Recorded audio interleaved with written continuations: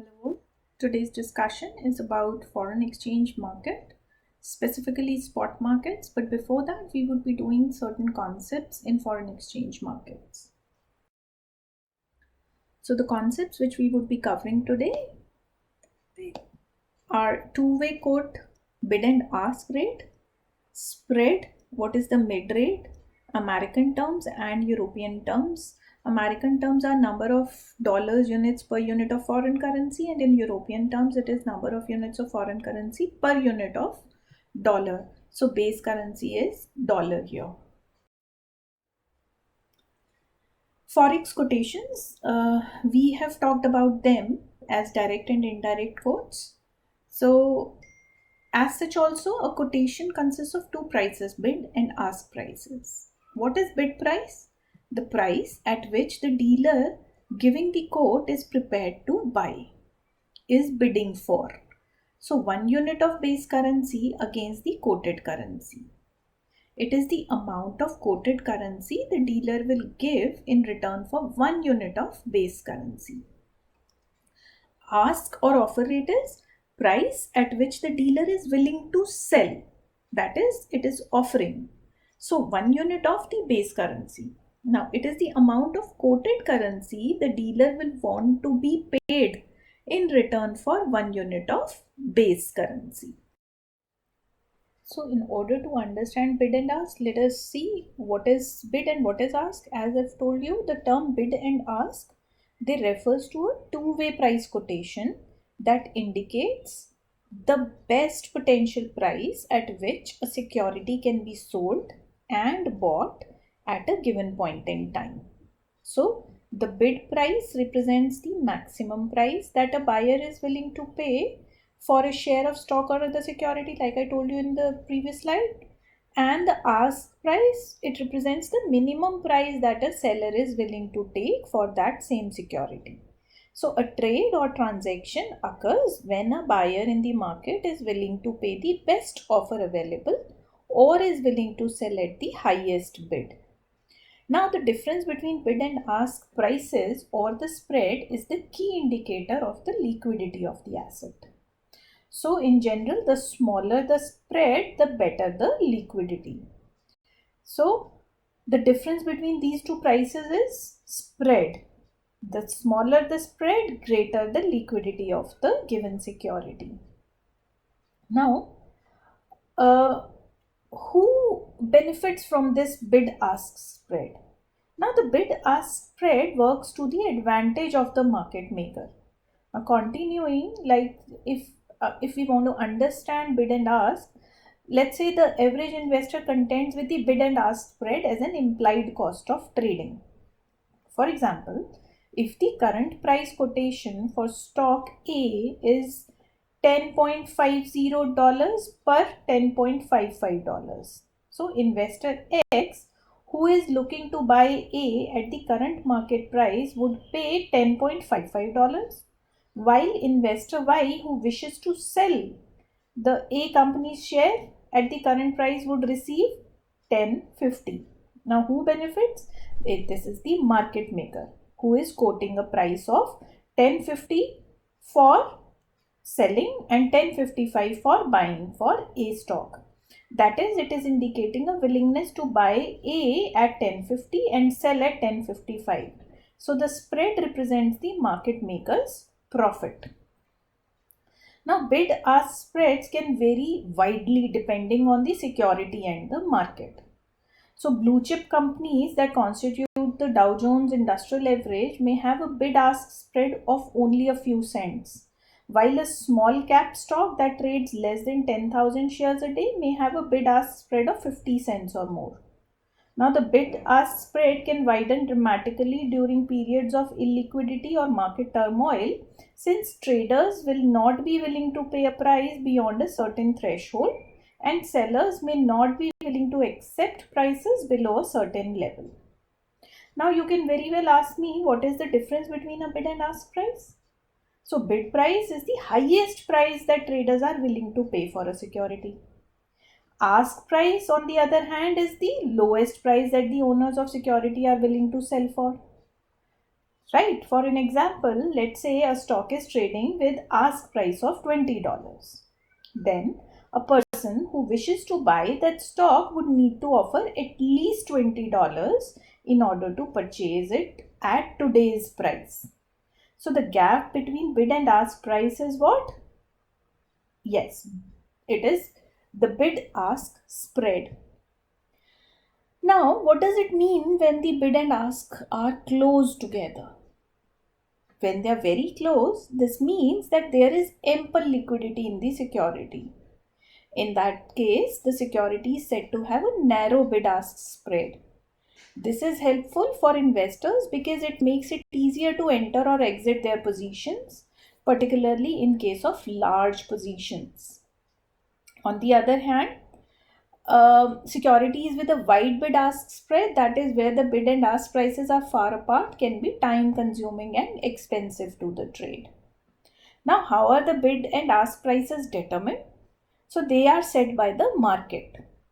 When they are set by actual buying and selling decisions of the people and institutions who invest in that security.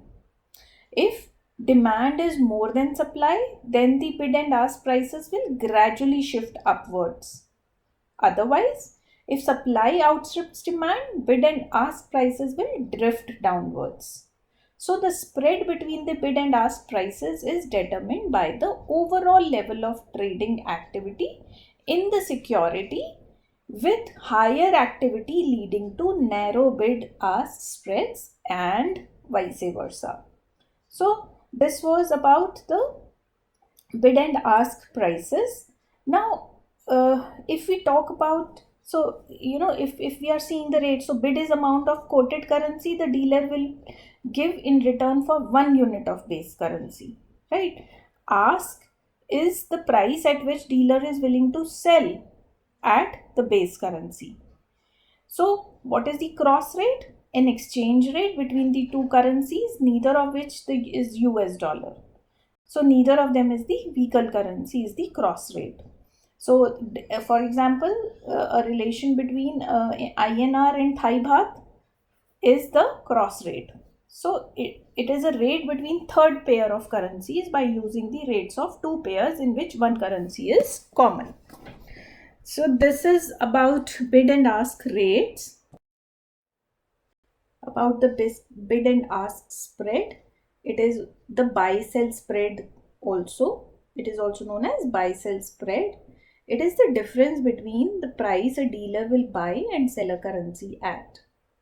So the spread or the difference between a bid and ask price for a currency in retail market can be very large and may also vary significantly from one dealer to the other. Now, understanding how exchange rates are calculated is the first step to understanding the impact of widespreads in the foreign exchange market. So, we know about the bid-ask spreads in the retail forex market. So, the bid price is what the dealer is willing to pay for a currency, while ask is what a dealer will sell the same currency at. Now, for example, an American traveler visits Europe. So the cost of purchasing euros at the airport is, let's say, euro 1 is equal to US dollar 130 oblique US dollar 140. What does that mean? Higher price is the cost to buy each euro and the lower the price 130 is to sell the euro. Now suppose also the next traveler in line has just returned from Europe vacation and wants to sell the euros that she has left over. So euros, she can sell the euros at the bid price of 130, whereas the American traveler bought it at 1.40. Now because of the bid ask spread, the kiosk dealer is able to make a profit of the difference. So when faced with a standard bid and ask price for a currency, the higher price is what you would pay to buy the currency and lower is the price what you would receive if you were to sell the currency. So in this case, how would you calculate cross currency rates? So when dealing with cross currencies, first establish whether the two currencies in the transaction are generally quoted in direct form or indirect form. If both currencies are quoted in direct form, the approximate cross currency rate would be calculated by dividing currency A by currency B. If one currency is quoted in direct form and the other in indirect form, then currency A is multiplied by currency B to get the currency rate, cross currency rate. Now, when you calculate a currency rate, you can also establish the spread or the difference between the bid and ask price for the currency. Most importantly, you can determine how large the spread is. If you decide to make the transaction, you can shop around for the best rate. So, exchange rates actually vary with dealers. So, rates can vary between dealers in the same city also. Spending a few minutes online comparing the various exchange rates can potentially save you 0.5 or 1%. So, airport kiosks have the worst exchange rates with extremely wide bid ask spreads. It's possible to receive 5% less of the currency you are buying. So it may be preferable to carry a small amount of foreign currency for your immediate needs and exchange bigger amounts at banks or dealers in the city only. So some dealers will automatically improve the posted rate for larger amounts, but others may not do so unless you specifically request a rate improvement. If you haven't had the time to shop around for the best rates, research ahead of time so that you can have an idea of spot exchange rates and you understand the spread. If the spread is too wide, then consider taking your business to another dealer. So wide spreads basically are the bane for retail currency exchange market. However, you can mitigate the impact of these wide spreads by researching the best rates, foregoing airport currency kiosks and asking for better rates for the larger amounts. So we have understood what are the bid-ask spreads. It's a margin to cover transaction costs and other costs. In normal market, trader expects to be hit on the both sides of his quote in roughly equal amounts.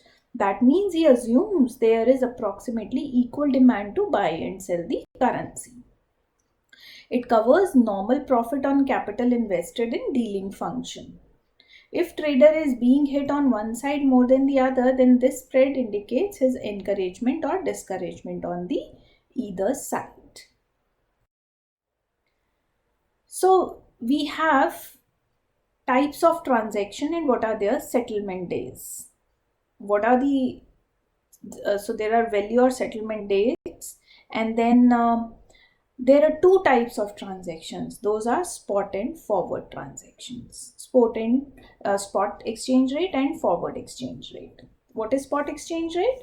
It refers to the price of foreign exchange in terms of domestic money payable for the immediate delivery of particular foreign currency. It is an existing or day-to-day exchange rate, and it is an exchange of currencies on the spot. In simple words, that rate of exchange which is effective for spot transactions is known as spot exchange rate. Now, what is forward exchange rate? So there are several future transactions whose delivery would be made sometime in the future. The rates at which these transactions are consummated are called as forward rate of exchange. Now, it is the rate fulfilling the agreement between two parties based on future delivery of the goods. So, the exchange rate which is applicable for forward transaction is called as forward exchange rate. Now, the forward rate is expressed at par, at premium, and at a discount. There are swaps as well. So what is swaps? A temporary exchange of one currency for the other with an obligation to reverse it at a future date. So spot sale of currency combined with forward repurchase of the same currency is a part of same transaction as a swap. Now there can be outright forward contracts, spot forward contracts, spot forward swaps, rollover cash, forward premiums and discounts, which we would be doing under forward exchange rate. Now we come to the spot market. What is spot market? The spot market or cash market is a public financial market in which financial instruments or commodities are traded for immediate delivery. It contrasts with the futures market in which delivery is due at a later date. Now, in a spot market, settlement normally happens in T plus 2 working days. That is, delivery of cash and commodity must be done after 2 working days of the trade date. So, a spot market can be through an exchange or over the counter. Spot markets can operate wherever the infrastructure exists to conduct the transaction. Now, spot transactions.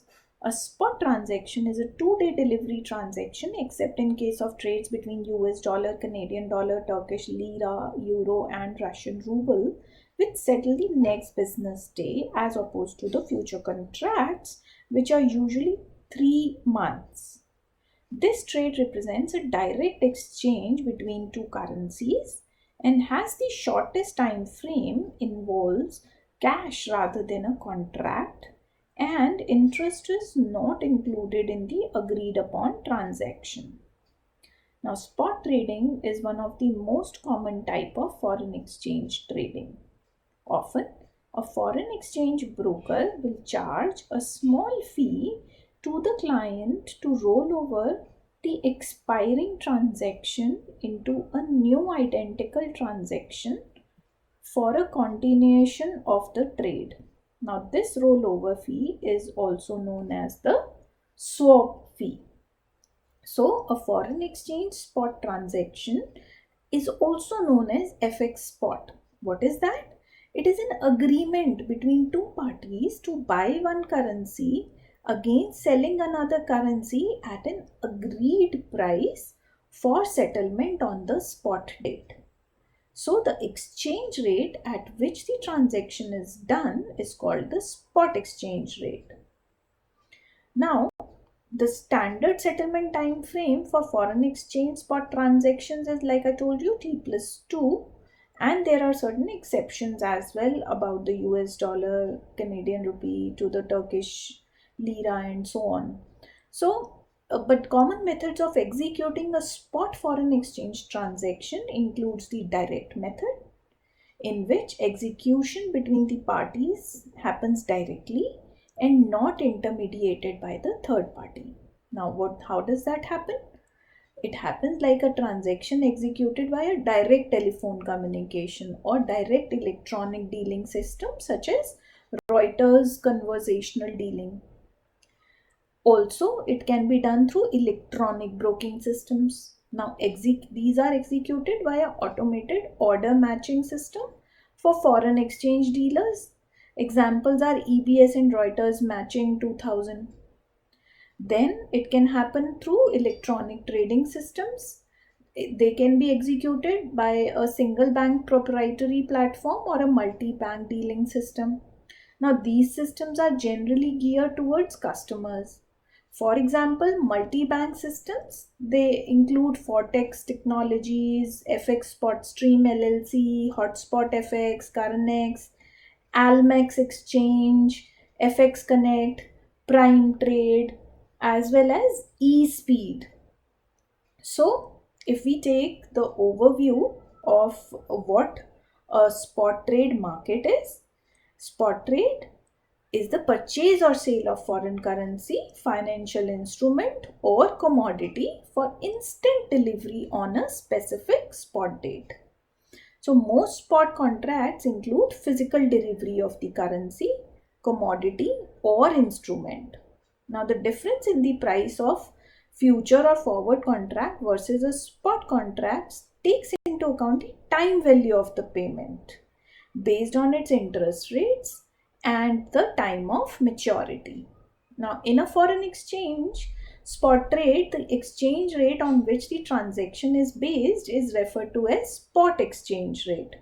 A spot trade can be contrasted with a forward or a future trade as well. Now, foreign exchange spot contracts are the most common type and are usually specified for delivery in 2 business days, like I have told you. So, the spot foreign exchange market trades electronically around the world. It is the world's largest market with over $5 trillion traded daily, and its size dwarfs both the interest rates and commodity markets.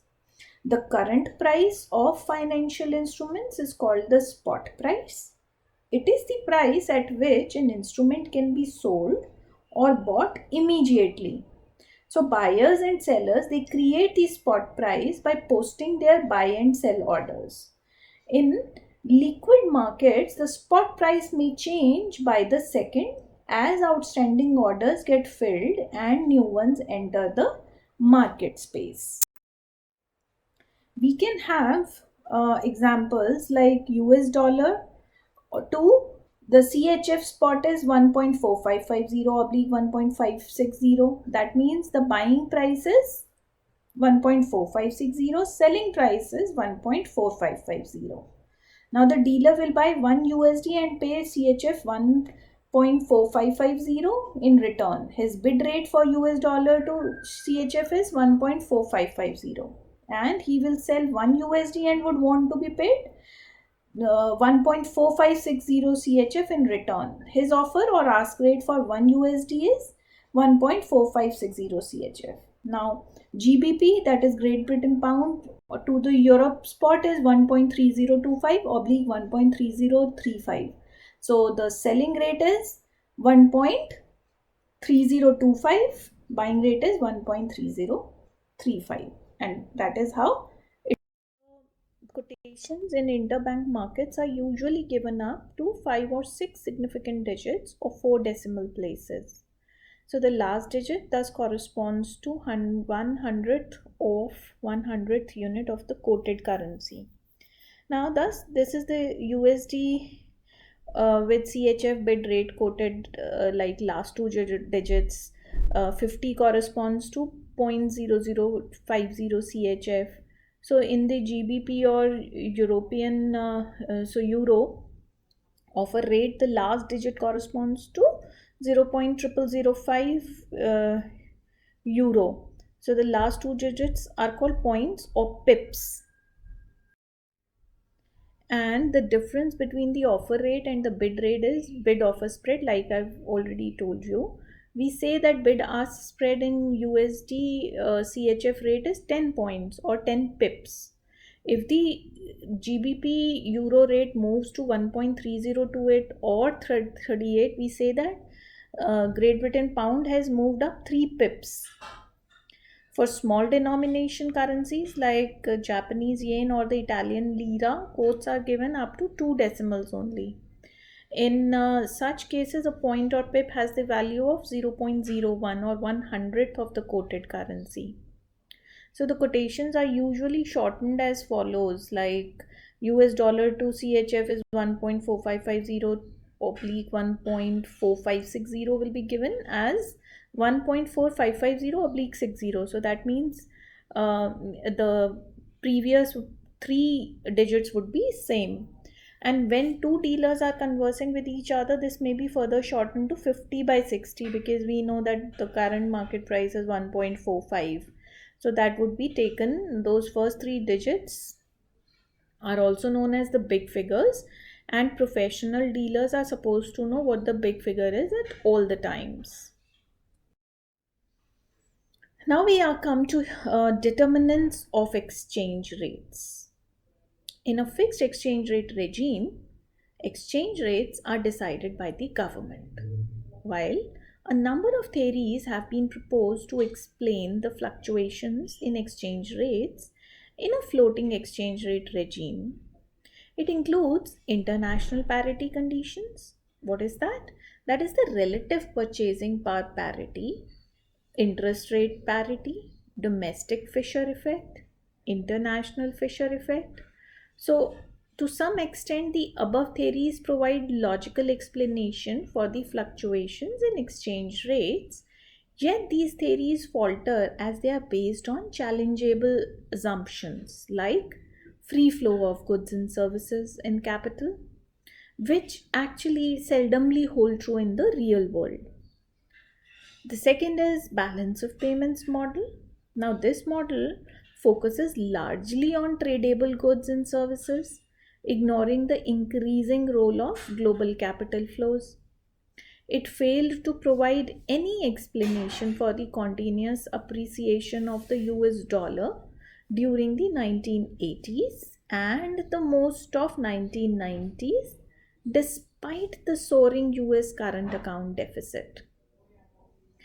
The next is asset market model, which views currencies as an important asset class for constructing investment portfolios.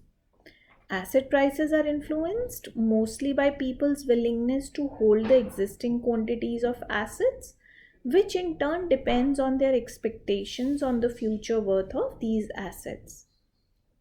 Now, the asset market model of exchange rate determination states that the exchange rate between two currencies represent the price that just balances the relative supplies of and demand for assets denominated in such currencies.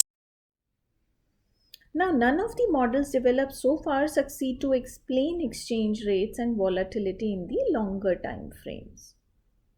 For shorter time frames, like less than a few days, algorithms can be devised to predict prices. It is understood from the above models that many macroeconomic factors affect the exchange rates, and in the end, currency prices are a result of dual forces of supply and demand. The world's currency markets can be viewed as a huge melting pot in a large and ever changing mix of current events. Supply and demand factors are constantly shifting, and the price of one currency in relation to another shifts accordingly. No other market encompasses and distills as much of what is going on in the world at any given time as foreign exchange.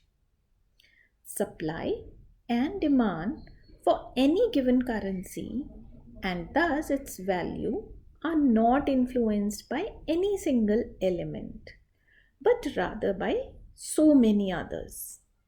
Now, these elements generally fall into three categories: economic factors, political factors, and market psychology. Economic factors. They include economic policy disseminated by the government agencies and central banks. Then, economic conditions generally revealed through economic reports and other economic indicators. Economic policy comprises government fiscal policy and monetary policy, by which government central bank influences the supply and cost of the money, which is reflected by the level of interest rates. Also, government budget deficits or surpluses, like the market usually reacts negatively to widening government budget deficits and positively to narrowing budget deficits. The impact is reflected in the value of a country's currency. Then next is balance of trade levels and trends.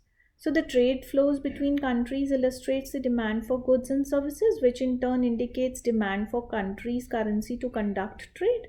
Surpluses and deficits in trade of goods and services reflect the competitiveness of nation's economy.